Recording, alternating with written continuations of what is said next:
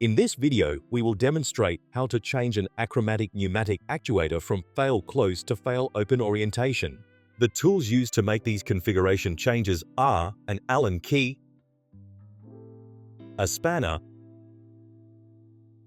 and a pair of circlip pliers. Here we demonstrate that the achromatic actuator with the springs in is in fail to close operation. The first step is to use the Allen key to remove the end caps. Remove the end cap screws in an even manner to allow proper tension on the springs. Once the screws are removed, you can then remove the end cap, exposing the springs. We are just going to take the springs out and place them to one side. Now we turn the actuator around and remove the springs from the other side. In the same manner, remove the screws. Note that the end caps are shaped so that it does not allow for the end cap to go onto the wrong side and can only go on one way on the one end. Again, we are going to remove the springs. You will notice here that on this end cap there is a pin. Now we are just going to rotate the top indicator with the spanner. You can see that the rack is pulling out. We pull out one piston from the end of the rack and push out the other to remove both the pistons.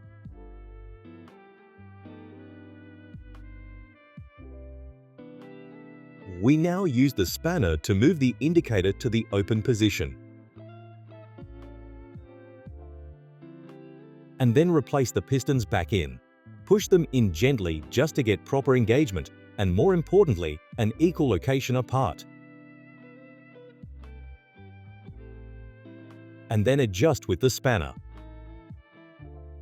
Now to the end cap pins. You can see here the longer locating pin and the shorter end stop screw. As we have changed the piston orientation, we need to swap over the position of the locating pin and the end stop screw. Firstly, we need to undo the locking nuts. Remove them off both the stop and the pin. Now screw the pin inwards. There is an actual shoulder on the pin, so it can only be removed one way and go back in the same way. As you can see, the pin is now out. We need to do the same thing on the smaller grub screw. It has not got a shoulder, so it can come out either way. Please note that each of these screws has an O-ring to make sure that they go back safely and unpinched. We now place the end stop grub screw in the opposite hole, again being careful of the O-ring. And we are just screwing the pin in the other side. So now the pin and grub screw have switched sides in the end cap. We now place the washer and the locking nut back on both sides. You just need to make sure they are locked in. Use the spanner to lock these pins into position. Now we need to place the springs back into the actuator, locating them into the holes provided.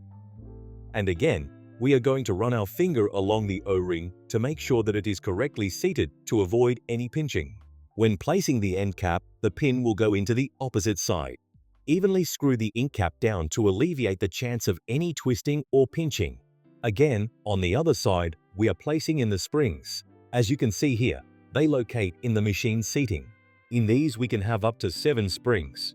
But in this case, there is this seat SR5, noting 5 springs. Again, run your finger along the O-ring to make sure that it is correctly seated to avoid any pinching.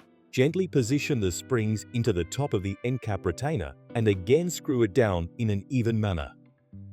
Now we are going to use the circlip pliers to remove the circlip from the indicator. This can be quite fiddly. Gently remove the circlip and lift the indicator cover. Gently remove the indicator.